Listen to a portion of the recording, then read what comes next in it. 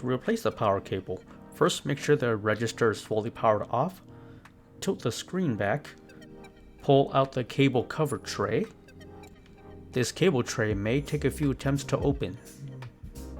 With a flathead screwdriver, remove the cover tray on the neck of the unit.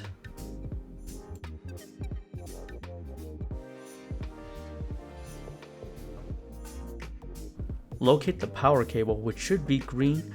There is a locking mechanism that you gotta pull to release, and then you can pull out the cable. Towards the bottom of the register, there is a cutout to route cables through.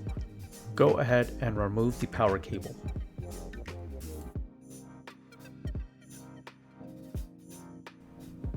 With the replacement cables, locate the power brick and the wall power plug. Go ahead and plug in your power cable into the power strip and route the new power cable through the base of the register.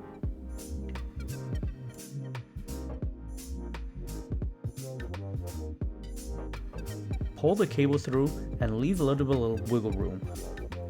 Go and plug the power cable back into the register. Reinstall the neck cover plate. This portion tends to be the most tricky. Just go ahead and once the plate is in place, hold it in place with one hand, grab your thumb screw and lock back into position. Reinstall the metal cover plate.